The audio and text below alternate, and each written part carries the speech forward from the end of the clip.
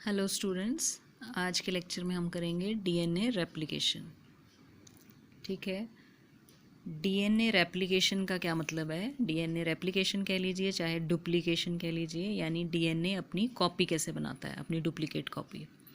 तो उसके लिए डीएनए का स्ट्रक्चर आपको पता होना चाहिए। जो डबल हेलिकल स्ट्रक्चर हमने किया था तो उसमें आपको बताया था कि इस तरह से डीएनए के दो स्ट्रैंड्स होते हैं जो आपस में इस तरह से जुड़े होते हैं, और दोनों स्ट्रैंड्स को कौन जोड़ता है आमने सामने?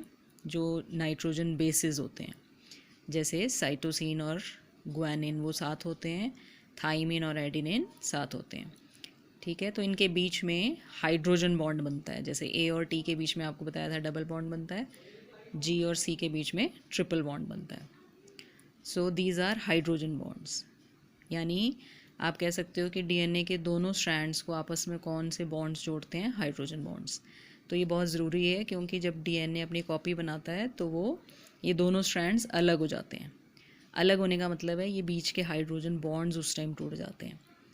तो इस तरह से कुछ दिखता है जब डीएनए अपनी कॉपी बनाता है। तो ऐसे आप देखो, ये दोनों स्ट्रैंड इसके खुल गए हैं और आमने सामने सी के सामने जी था, टी के सामने ए था, तो वो अब उनके बीच के बॉन्ड्स टूट चुके हैं। ठीक है। तो इस तरह से दोनों स्ट्रैंड अलग हो जाते हैं। और फिर क्या होता है कि दो स्ट्रैंड्स हैं तो दोनों के ऊपर नया स्ट्रैंड बनता है। जैसे यहाँ से ये देखिए, ये पुराना स्ट्रैंड आ रहा है ना, ये वाला, इसके ऊपर ये आ गया न्यू स्ट्रैंड बनना शुरू हो जाता है इसके ऊपर। ठीक है। उसी तरह इस तरफ ये वाला ओल्ड स्ट्रैंड है, दिस वन ओल्ड स्ट्रैंड या पेरेंट वाला स्ट्रैंड, और ये बन गया, इसके ऊपर भी न्यू स्ट्रैंड बनना शुरू हो जाता है। तो इस तरह से जब ये चलता रहेगा प्रोसेस, तो अल्टीमेटली क्या होगा, आपके पास दो डीएनए बन जाएंगे। ये आप देख रहे हो आमने सामने, है ना। और ये दोनों डीएनए कैसे होंगे? बिल्कुल सेम होंगे, और जैसा ये पेरेंट डीएनए था उसी तरह के होंगे, ये डिट्टो उसकी कॉपी होते हैं। तो हम ये कहते हैं कि एक डीएनए से दो डीएनए बन गए, है ना, या कह लीजिए कि डीएनए ने अपनी कॉपी बना दी। लेकिन वो कॉपी कैसी होती है? वो कॉपी टोटली न्यू नहीं होती है ना। जो दो डीएनए बने इनको डॉटर डीएनए कह सकते हो आप। इसको अगर पेरेंट डीएनए कह रहे हैं तो इन दोनों को हम डॉटर डीएनए कह सकते हैं। तो डॉटर डीएनए में क्या होता है कि एक एक स्ट्रैंड उनमें पुराना होता है, जैसे इसमें ये पुराना है, इसमें ये पुराना है, और एक एक स्ट्रैंड नया होता है, जैसे इसमें ये वाला नया है, इसमें ये वाला नया है। ठीक है। तो 50-50% होता है दोनों में। जो दो डीएनए बनते हैं डॉटर डीएनए, वो कैसे होते हैं? आधे पुराने और आधे नए, है ना। तो उसको हम कहते हैं सेमी कंजर्वेटिव रेप्लिकेशन। ऐसा नहीं है कि जो पेरेंट डीएनए है वो पूरा का पूरा वैसे ही रहेगा और जो नया डीएनए बनेगा उसके दोनों स्ट्रैंड्स नए होंगे, ऐसा नहीं होता है। राइट। रेप्लिकेशन के बाद जो हमें दो डीएनए मिलते हैं उनमें क्या होता है, एक एक स्ट्रैंड उनमें पुराना होता है, एक एक नया होता है। तो इसको क्या कहते हैं? Semi conservative. Half means half conserve हो गया ना, जो पेरेंट डीएनए था वो आधा कंजर्व हो गया और आधा उसमें नया बन गया। तो सेमी कंजर्वेटिव का ये मतलब है, semi conservative mode of replication. Now अब आते हैं हम उस प्रोसेस पे कि डीएनए कैसे अपनी कॉपी बनाता है। तो ये एक लंबा प्रोसेस होता है, और सबसे पहले तो आपको ये पता होना चाहिए कि ये कहाँ होता है। रेप्लिकेशन कहाँ होती है? न्यूक्लियस में, जहाँ पे कि डीएनए होता है। डीएनए न्यूक्लियस में ही पाया जाता है ना, अगर हम यूकैरियोट्स की बात करें तो वहीं पे रेप्लिकेशन भी होती है। और किस टाइम होती है रेप्लिकेशन? जब सेल जो है वो रेस्टिंग फेज़ कहते हैं ना, इंटरफेज़ में होता है। और इंटरफेज़ की भी कौन सी? एस फेज़ या सिंथेटिक फेज़ इसको कहते हैं, क्योंकि इंटरफेज़ में भी अदरवाइज़ G1 G2 फेज़ होती हैं और एक एस फेज़ होती है। तो उस टाइम जो है सेल, जब आप कह लीजिए कि डिवीजन की तैयारी कर रहा होता है ना, अभी माइटोसिस या डिवीजन स्टेट में नहीं होता है, वो रेस्टिंग स्टेट में होता है, या उसको हम इंटरफेज़ कहते हैं। तो उस दौरान डीएनए रेप्लिकेट करता है या अपनी कॉपी बनाता है, क्योंकि नेचुरली जब एक सेल से दो सेल बनने हैं तो दोनों में डीएनए जाना है ना, तो इसीलिए वो पहले ही कॉपी बना के रखता है डीएनए। तो यहाँ पर एक एंजाइम का नाम आपने याद रखना है कि ये जो डीएनए रेप्लिकेशन है इसके लिए कौन सा एंजाइम चाहिए होता है? DNA polymerase. एंजाइम्स के नाम के पीछे हमेशा एज लगा होता है ज़्यादातर, ये आपको पता ही है। और डीएनए जो है वो एक पॉलीमर है, ये आपको बताया गया है। पॉलीमर है वो न्यूक्लियोटाइड्स का, यानी एक के बाद एक न्यूक्लियोटाइड्स जुड़ते जाते हैं तो डीएनए बनता है। It's a long chain of nucleotides या it is a polymer of nucleotides. तो इसीलिए यहाँ पर जो एंजाइम है उसका नाम क्या है, डीएनए पॉलीमरेज। तो ये एंजाइम जो है ये डीएनए, नया डीएनए बनाता है। सो प्रोसेस पे अब हम आते हैं। तो डीएनए रेप्लिकेशन के 5-6 स्टेप्स हैं, जिनमें कि सबसे पहले आप देखोगे इसमें होता है ओरिजिन ऑफ रेप्लिकेशन, यानी डीएनए कहाँ से शुरू करेगा अपनी कॉपी बनाना, किस पॉइंट से शुरू करता है ना, उस पॉइंट को बोलते हैं ओरिजिन ऑफ रेप्लिकेशन या शॉर्ट में ORI। ठीक है, replication begins at a particular spot and that is called origin.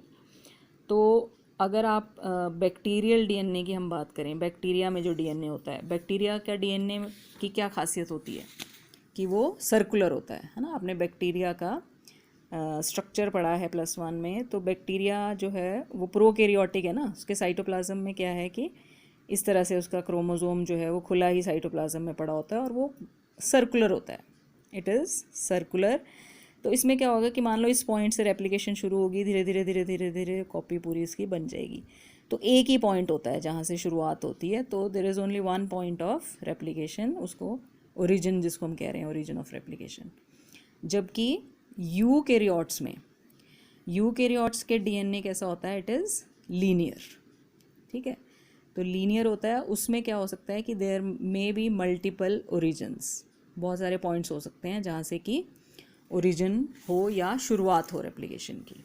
तो एक तो ये फ़र्क है प्रोकैरियोट्स और यूकैरियोट्स में। एनी हाउ, लेकिन ओरिजिन ज़रूरी है। ठीक है, ओरिजिन ऑफ रेप्लिकेशन होना चाहिए सबसे पहले। सेकेंड पॉइंट फिर आता है कि activation of deoxyribonucleotides. Now DNA बनने के लिए हमें चाहिए क्या, न्यूक्लियोटाइड्स चाहिए ना, बिकॉज डीएनए मैंने अभी कहा it is a polymer of nucleotides, है ना, it is made up of nucleotides. और न्यूक्लियोटाइड्स आपको बताया था कैसे बनते हैं। एक न्यूक्लियोटाइड में 3 चीज़ें मिली होती हैं ना, एक शुगर का मॉलिक्यूल, एक नाइट्रोजन बेस और फॉस्फेट। तो डीएनए में कौन सी शुगर होती है, डीऑक्सीराइबोस।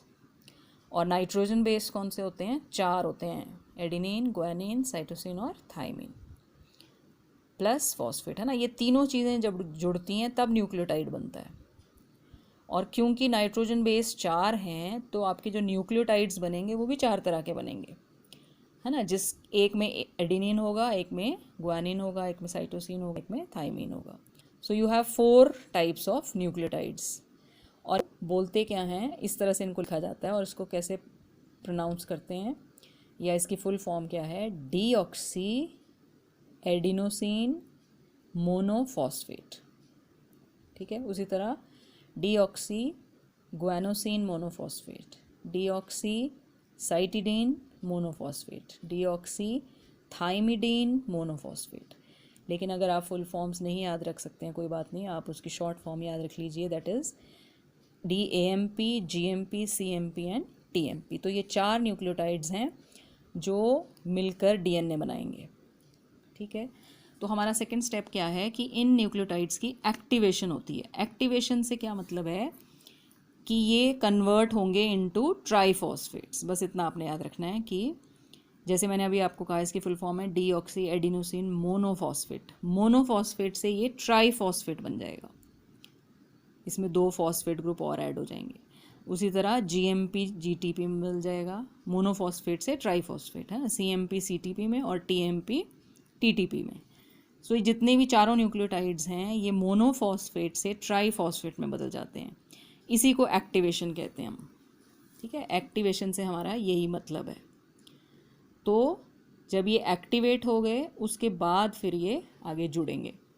लेकिन अभी क्या है, थर्ड स्टेप पे आते हैं कि ये तो एक्टिवेट हो गए हैं, लेकिन जो पेरेंट डीएनए है उसके ऊपर बनना है ना नया डीएनए। तो पेरेंट डीएनए पहले तो खुलेगा, exposure of parent DNA strands, यही चीज़ जो अभी मैंने कही आपको, ये पेरेंट स्ट्रैंड है तो ये ओपन होगा या अनवाइंड करेगा, क्योंकि इस तरह से हेलिकली कॉइल्ड होता है तो इसके दोनों स्ट्रैंड्स खुलेंगे और इनके बीच के बॉन्ड्स, हाइड्रोजन बॉन्ड्स टूट जाएंगे। तो पहले तो इसको अनकॉइलिंग में कौन मदद करता है, यानी ये जो डीएनए हेलिकली कॉइल्ड है, सीधा हो जाएगा पहले तो ये खुल के, उस काम में मदद करते हैं दो एंजाइम्स, हेलिकेज और टोपो आइसोमेरेज। ये दो एंजाइम हैं, आपने याद रखना है, जो डीएनए की अनवाइंडिंग में मदद करते हैं। और उसके बाद डीएनए सीधा हो जाएगा, ठीक है, मतलब एक सीधी सीढ़ी की तरह, जैसे मैंने आपको कहा था कि ऐसे वो गोल सीढ़ी की तरह है ना, जब वो सीधा हो जाएगा तो उसके बाद कुछ ऐसा दिखेगा, जैसे ये है, ठीक है, इस तरह से स्ट्रेट हो गया। अभी हेलिकली कॉइल्ड नहीं है अब, लेकिन अभी भी इसके दोनों स्ट्रैंड, ये जैसे आप देख रहे हैं इस एरिया में ये जुड़े हुए हैं आपस में, यहाँ पर ये दोनों स्ट्रैंड अलग हो चुके हैं, ठीक है, खुल चुके हैं, इतना हिस्सा इसका डीएनए का खुल चुका है। तो इस स्टेज में ये कैसा दिखता है, वाई शेप्ड स्ट्रक्चर दिखती है, तो इसको वाई फोक, रेप्लिकेशन फोक भी कहते हैं इसको, ठीक है, या वाई फोक कहते हैं। तो इस स्टेप में हमने कहा ये दो एंजाइम्स मदद करते हैं, हेलिकेज और topoisomerase. Then next step will be formation of RNA primer. अब ये आरएनए कहाँ से आ गया, क्योंकि हम तो डीएनए की बात कर रहे हैं, उसकी कॉपी की बात कर रहे हैं। बट व्हाट हैपन्स कि डीएनए बनना शुरू होगा ना, अब जैसे मैंने आपको कहा, अब ये पेरेंट डीएनए है और ये खुल गया है, इसके दोनों स्ट्रैंड अलग हो चुके हैं। अब क्या होगा, इसके ऊपर भी एक नया स्ट्रैंड बनेगा और यहाँ पर भी एक नया स्ट्रैंड बनेगा। तो होता क्या है कि जहाँ से शुरुआत होगी ना इसकी बनने की, डीएनए की, तो शुरुआत जो है वो डीएनए पॉलीमरेज एंजाइम नहीं कर सकता है। इस काम के लिए डीएनए पॉलीमरेज की ज़रूरत पड़ती है ना, बट उस एंजाइम का ये ड्रॉबैक है कि वो शुरुआत नहीं कर सकता। एक बार बनना शुरू हो जाए डीएनए तो वो उसको आगे आगे आगे आगे इलोंगेट कर सकता है चेन को, लेकिन शुरुआत नहीं कर सकता।